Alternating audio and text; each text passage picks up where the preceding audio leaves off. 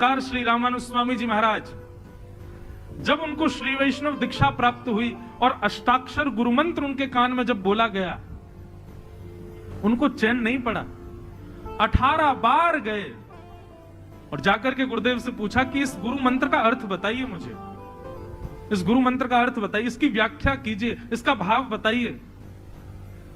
17-18 बार बाद जब गुरुदेव ने व्याख्या की, हम लोगों ने आज तक ना जाने कितनी बार गुरु मंत्र किया होगा, लेकिन भाष्यकार श्री रामानुज स्वामी जी महाराज ने व्याख्या सुनकर के पहली बार जब अपने गुरु मंत्र का जाप किया, इतने में ही चंदन की सुगंधी आने लगी, कपूर केसर की सुगंधी आने लगी, दिव्य तेज आने लगा।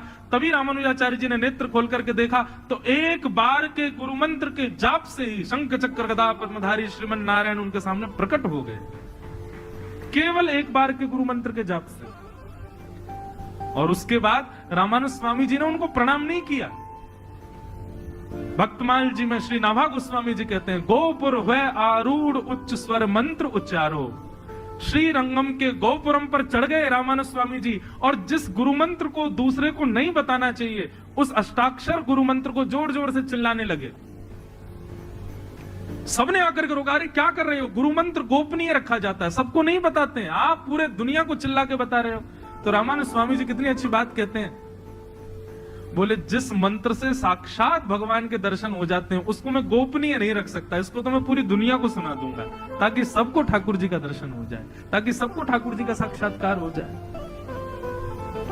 ये कहते हैं ज्ञान युक्त भक्ति। हमारी भक्ति कैसी है, बस ऐसा कर दो, करना क्यों है ये नहीं पता। कहां तक कहें, हमारे बच्चों से आज आप पूछ लो होली क्यों मनाते हो, नहीं बता पाएंगे वो। होली पर हम रंग क्यों लगाते हैं, नहीं बता पाएंगे। रक्षाबंधन के दिन बहन भाई को रक्षा सूत्र क्यों बांधती है, इसके पीछे कथा क्या है, नहीं पता आज के बच्चों को। दीपावली पर लक्ष्मी नारायण की पूजा, घर में लक्ष्मी गणेश की पूजा क्यों होती है, नहीं पता बच्चों को। बस करते जाओ, कर क्यों रहे हैं इसका कोई अंदाजा नहीं किसी को। इसलिए भक्ति तो युवा है, ज्ञान और वैराग्य वृद्ध हैं हमारे चित्त में। लेकिन बंधुओं एक बात याद रखना, किसी मां के बालक यदि दुखी हैं तो वो मां कभी सुखी नहीं रह सकती। हमारे भीतर चाहे जितनी भी भक्ति आ जाए, जब तक ज्ञान और वैराग्य प्रसन्नता से नहीं आएंगे तब तक भक्ति लाभकारी नहीं होगी। हम लोग इतना जाप करते हैं, इतनी सेवा करते हैं ठाकुर जी की, इतने तिरुपति जाते हैं, गोवर्धन की परिक्रमा लगाते हैं, ठाकुर जी इतने में क्यों प्रसन्न नहीं हो रहे, क्यों नहीं मिल रहे हमसे? क्योंकि हमारी भक्ति जो है वो प्रसन्न नहीं है। इसलिए पहले भक्ति को प्रसन्न करो, और भक्ति प्रसन्न कब होगी, जब उसके दोनों पुत्र ज्ञान और वैराग्य ये दोनों हमारे चित्त में आएंगे।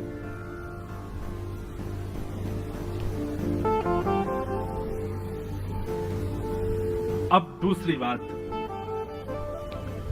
ज्ञान और वैराग्य है क्या? ज्ञान किसको कहते हैं? बोले जिसको बहुत नॉलेज होती है, जिसको पूरी रामचरितमानस कंठस्थ है, वाल्मीकि रामायण जो धर्राशय से बोलता हो, श्रीमद् भागवत के 18,000 श्लोक जिसको आते हो, श्रीमद् भगवत गीता के जिसको 700 श्लोक कंठस्थ हो, उसको ज्ञानी कहते हैं।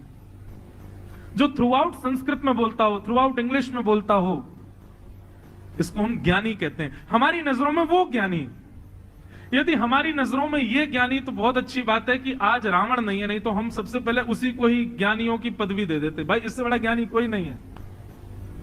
रावण को बहुत ज्ञान था, रावण संस्कृत में बोलता था, और ऐसी संस्कृत बोलता था कि अच्छे अच्छे संस्कृतज्ञ भी उसके सामने चुप रहते थे। रावण का ज्ञान ऐसा था कि पूरा विश्व कैलाश जाता है महादेव का दर्शन करने, पर महादेव लंका जाते थे रावण को दर्शन देने, इतना ज्ञानी था। रावण का ज्ञान ऐसा था कि नारद जी कहते हैं कि जब रावण का काल चल रहा था तब मैं अपनी वीणा पर नारायण नारायण नहीं गाता था, रावण रावण गाता था। कुबेर रावण के यहां हाथ जोड़ के बैठे रहते थे।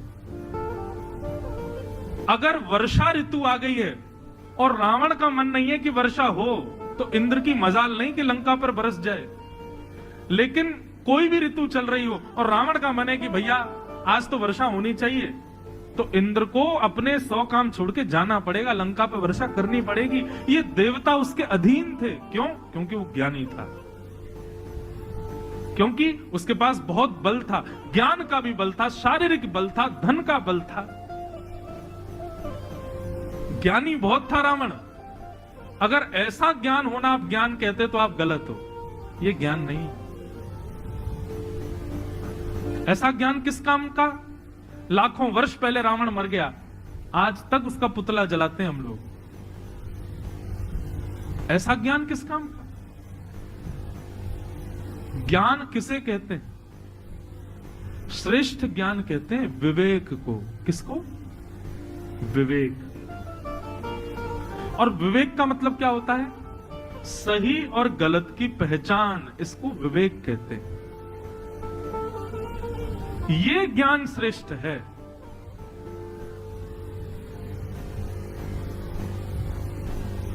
आज हमारे देश के प्रधानमंत्री हैं, उनसे ज्यादा पढ़े लिखे, उनसे ज्यादा डिग्रीज वाले लोग इस पंडाल में भी बैठे होंगे। ज्ञानी आप उनसे ज्यादा हो सकते हो, लेकिन विवेकी आपसे वो ज्यादा है, इसलिए पूरा देश चला रहे हैं। विवेक।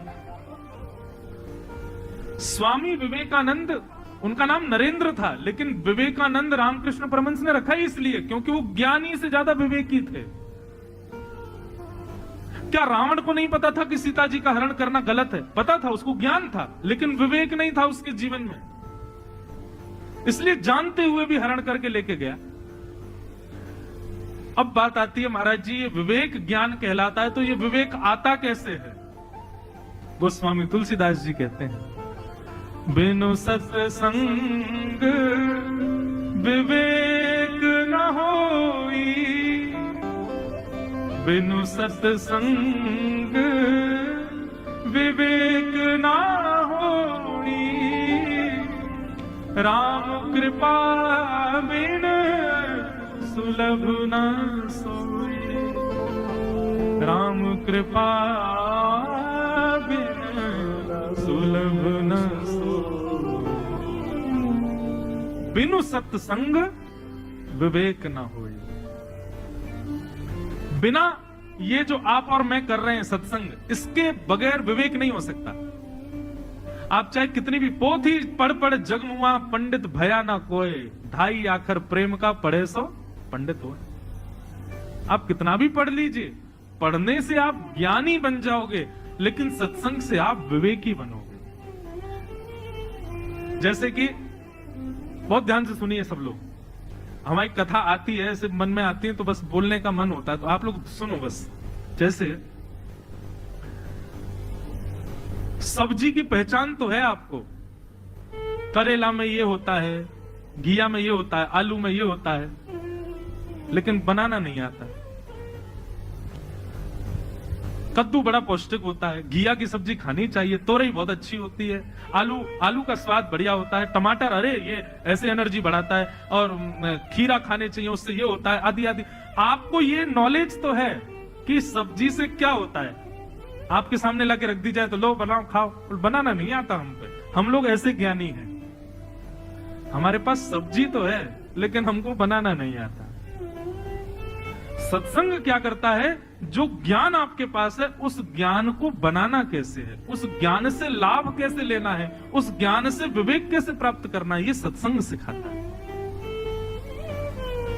एक प्रकार से कुकिंग क्लास है कथा ज्ञान की। ज्ञान को पकाना कैसे, ज्ञान को श्रेष्ठ स्वादिष्ट बनाना कैसे है कि आप उसको पा सको, जिससे आपकी क्षुधा निवृत्त हो, आपकी भूख मिटे। ज्ञानी होना बड़ी बात नहीं, विवेकी होना जरूरी है।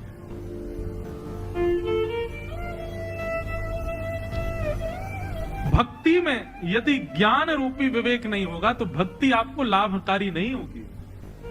इसलिए ज्ञान का अर्थ समझ गए क्या है? विवेक। और वो सत्संग से आएगा। और एक और बड़ी बात गोस्वामी तुलसीदास जी कहते हैं, आप कहोगे तांदूर में कथा हो रही है, अब तो मतलब हम लोग विवेकी हो गए, 7 दिन हम कथा सुनेंगे तो विवेकी हो जाएंगे। नहीं, आप कथा में आके बैठ जाओ, कुर्सी में बैठो, नीचे बैठो, सोफा पे बैठो, कथा समझ में कब आएगी? बोले राम कृपा बिन सुलभ ना सोई। यदि राम जी की इच्छा नहीं होगी तो कथा में आकर के भी आपको यही होगा, फोन कब चला लें, इससे बात कर लें, ये क्या पहन के आया, ये क्या कर रहा है, ये कहाँ घूम रहा है, कौन क्या बातें कर रहा है, कौन कैसे घूम रहा है, यही मन लगा रहेगा। और कुछ नहीं तो सो जाओगे, और आंखें भी खुली रहेंगी, कान भी खुले रहेंगे, तो मन कहीं और घूमेगा। कथा में भी मन लगे, ये भी राम जी की कृपा होगी तो ही संभव हो सकता है। हाँ, इसलिए भैया इस ज्ञान को जीवन में लाओ। ज्ञान भक्ति का बेटा है। दूसरे बेटे का नाम क्या है? वैराग्य। वैराग्य का अर्थ क्या समझते हैं हम लोग? सब छोड़ दो, घर छोड़ दो, पत्नी छोड़ दो, बच्चे छोड़ दो, पति छोड़ दो, व्यापार छोड़ दो, खाना पीना छोड़ दो, वस्त्र छोड़ दो, सब छोड़ छाड़ करके वन में रहो। इसको कहते हैं वैराग्य। नहीं, ये वैराग्य नहीं। वैराग्य का मतलब अपनी इंद्रियों से वस्तु का त्याग नहीं, मन से वस्तु का त्याग। समझ में आ रही है बात? अभी नहीं आई समझ में, समझा दें थोड़ा और। वैराग्य का मतलब अपनी इंद्रियों से वस्तु छोड़ देना, यह वैराग्य नहीं होता। हम लोग कई बार अपनी इंद्रियों से, शरीर से वस्तु छोड़ देते हैं, लेकिन मन से नहीं छोड़ पाते। एक बार मैं एक जगह गया तो वहां एक महात्मा जी ने एक पर्दा लगा रखा था अपने आगे, और वहां लिखा था पुरुष लोग इधर से जाके महात्मा जी से मिल लो और माताएं बहनें पर्दे के पीछे रहना। सबको प्रणाम है, सबके भाव को वंदन है, लेकिन मैंने किसी से पूछा, मैंने ये पर्दा क्यों लगाया? बोले माताओं बहनों के लिए लगा रखा। मैंने क्यों? बोले महाराज जी का नियम है, माताएं बहनें भले ही उनको देख लें, वो नहीं देखेंगे किसी को। मैंने क्यों, माताओं को क्यों नहीं देखेंगे? बोले क्योंकि उन्होंने घर परिवार सब छोड़ा है ना, ब्रह्मचारी हैं, तो कहीं मन में विकार ना आ जाए। मैंने कहा तो ऐसा वैराग्य किस काम का कि आपने वस्तु को शरीर से तो त्याग दिया लेकिन मन से नहीं त्याग पाए। ऐसा वैराग्य किस काम का? आप व्रत तो कर रहे हो एकादशी का, व्रत तो कर रहे हो सोमवार का, लेकिन मन में ये हो रहा है कि कब मंगलवार आवे, कब व्रत तोड़ूं, कब खाऊं। तो व्रत किस काम का? व्रत का मतलब केवल शरीर से वस्तु त्याग देना नहीं होता, भोजन त्याग देना नहीं होता, मन में भी इच्छा प्रकट ना हो, वो वैराग्य। ब्रह्मचारी, दो प्रकार के ब्रह्मचारी होते हैं। एक ब्रह्मचारी कौन? बोले 35 तक प्रयास तो खूब किया कि शादी हो जाए, लेकिन 36 हो गई उम्र, 40 होने वाली है, अभी भी ब्याह नहीं हुआ, किसी ने पसंद ही नहीं किया, कोई अपनी बेटी देने को राजी नहीं, 40 की उम्र हो गई, तो फिर बोले अब क्या करें? सुनो हमारे नाम क्या, ब्रह्मचारी लिख दो, बाल ब्रह्मचारी। बाल्यपन से ब्रह्मचारी हैं, इन्होंने ब्याह ही नहीं किया। प्रयास करने के बाद भी सफलता ना मिलने पर अपने आप को ब्रह्मचारी कहना, एक तो ये होते हैं, और एक अखंड सुंदरी नारियों के मध्य में बैठ करके भी अपने मन पर वश पा करके कहे कि मैं ब्रह्मचारी। कौन श्रेष्ठ है? वस्तु चारों तरफ हो और फिर भी मन को वशीकृत करे, वो वैराग्य। वस्तु छोड़ दे, पानी की इच्छा तो बहुत थी, ना मिलने पर उसको छोड़ दे और फिर कहे कि मैं वैरागी, ये वैराग्य श्रेष्ठ नहीं।